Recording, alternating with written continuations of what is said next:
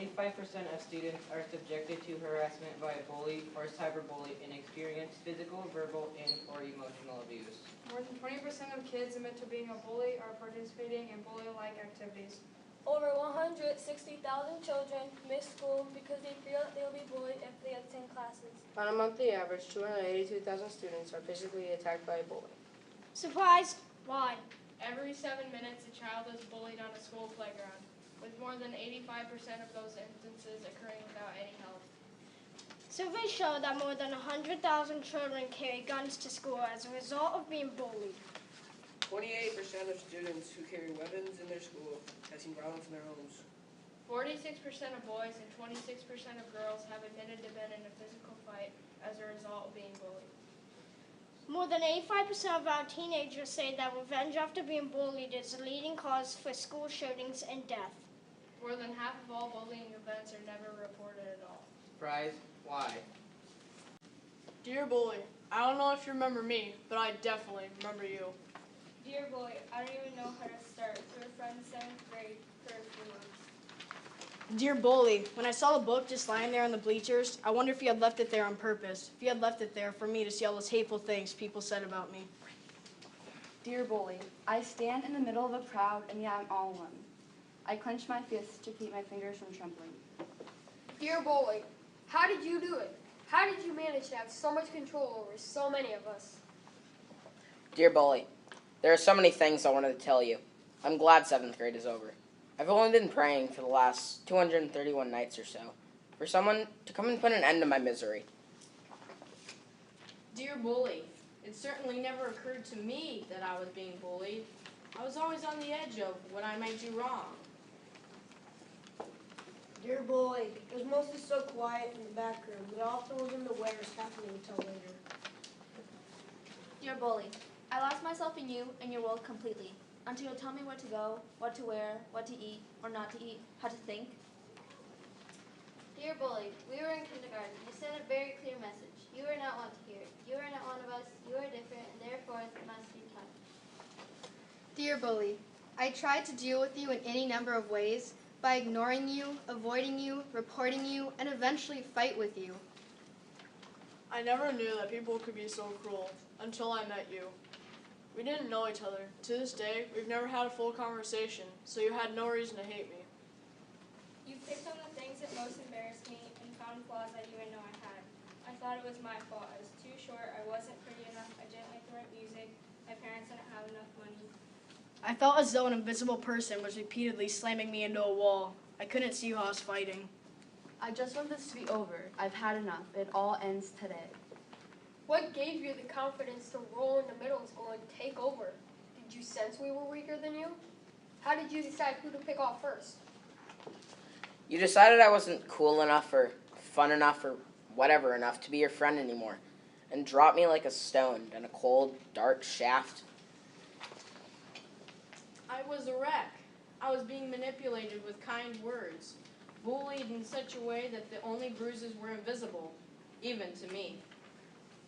I had books knocked out of my hand in crowded hallways where I had to get down on my hands and knees to pick everything up while the guys who did it ran away. Guys started rumors about me and said stuff behind my back. I would do anything to win your approval, anything to avoid your criticism, which had become more and more frequent. There were the subtle put-downs and the more obvious ones. I was different. I dressed weird, I read books all the time, I wrote stories about faraway places. I didn't belong. That message was crystal clear. I've studied your thinking on hopes of trying to understand you, to figure out how people can be so awful to one another, whether it's learned behavior or genetics. At first it was just name-calling, dumb, dork, stupid, ugly. I stared out the window of the bus, trying not to show any hint of emotion, even though I could feel it all over my face. I knew that others were looking too, checking for my reaction. I didn't stand up for myself, ever, and now I wonder if part of the problem was that I never confronted you. Instead, I retreated and cried in private, but I suspect it was something else entirely, something I won't ever get to know. After I shook away my tears, my vision cleared, and I recognized almost everyone's handwriting. A guy from chemistry class, people I thought my friends, even you. I recognized your handwriting right away. Sparks of anger ignite my insides. Her words thunder in the air around me. I want to scream. I want to explode. tears burned at the backs of my eyes. I was shocked, dumbstruck, destroyed. To this day, I remember everyone laughing. That was the day you decided that I was no longer worthy. And just like that, I was no longer popular either. Why?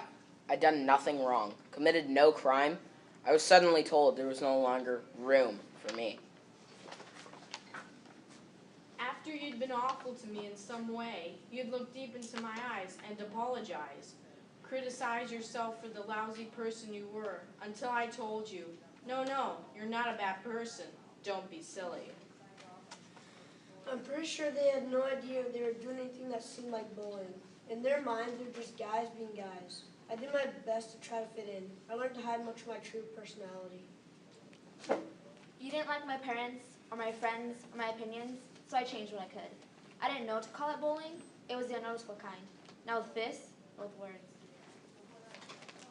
I hid out in the library when I could, but nothing I did prevent the name calling, the hair pulling, and crave it horrifying prank that convinced me that a boy liked me.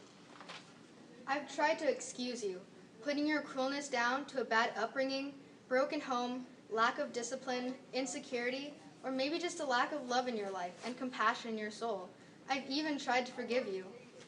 It went on for months before things got physical, before you started pushing me from behind, shoving me out at the street and the bus stop, tugging my hair, pulling at my clothes, slapping the back of my head, and spitting in my face. You started complaining about having little headaches. They came often and you said Tylenol did nothing to relieve them. Little headache was your nickname for me, and everyone knew. We weren't best friends or anything, but I thought we were friends. You hated so many people, but most of all, I think you hated yourself. My mind goes blank. The crowd melts away. I see nothing but your green eyes filled with contempt and fear. My hand rests at my side. My fist unclenches. My arm slices through the crisp air. I make contact. I felt so uncool, so unlucky. And I didn't know why, but as time went on, I realized that I was actually one of the lucky ones. Because as you got older, you got crueler. What I remember most? Hiding, shivering in the locker room stall, trying to escape another cruel comment, sitting with friends, excluded by their coded conversations, feeling lonelier than when I was simply alone. It wasn't until things got unbearable I'd break away from you. I made a vow, no more bad friends for me.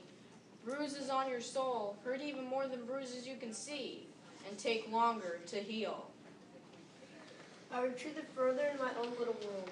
I stopped being myself, became guarded about how much of the true me I would let slip out, because I didn't see that self as a person who would ever be accepted by my classmates. We were at your house, and I told you about a painful experience I had. You said, well, it was probably your own fault. Suddenly, I realized how destructive you were, peeling away one layer of me at a time. You didn't make middle school any better. I told the teacher, and he chuckled. I was horrified by his acceptance of such obvious hatred. I spoke with the school counselor, and he laughed it up too, and told me that things like this build character. He was wrong. Forgiving you hasn't worked out very well. Like some unwelcomed ad on YouTube that just keeps popping up, you are unavoidable. You won't realize I'm talking about you because you don't think of yourself as a bully. Maybe you joked around a little when you were in school, but it was nothing serious, just some innocent teasing. Teasing isn't intended to cause humiliation. Teasing doesn't tip the scales of power against the victim. Teasing isn't constant to the point of chipping away a person's self-esteem. You didn't think you were being a bully. You were just having fun. I wouldn't let you see the way the knife twisted inside me. You didn't think you had already hurt me, and if you did, it wasn't your fault. You didn't think that would cause me to run home in tears. You didn't think you were a bully. You didn't think you hurt me. You didn't think.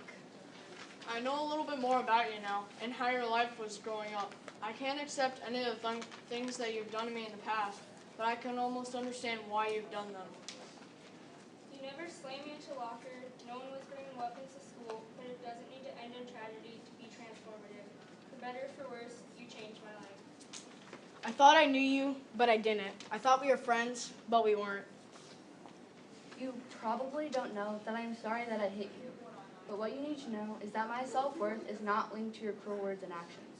My self-esteem is not affected by your attempts to destroy my character. I believe that it was because of the way you treated me that I learned what really mattered. It was because of the way you treated me that I learned to be my own person, have my own opinion, stand my ground.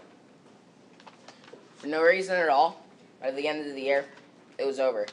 Like some high fever that broke, leaving me clammy and weak and slightly confused.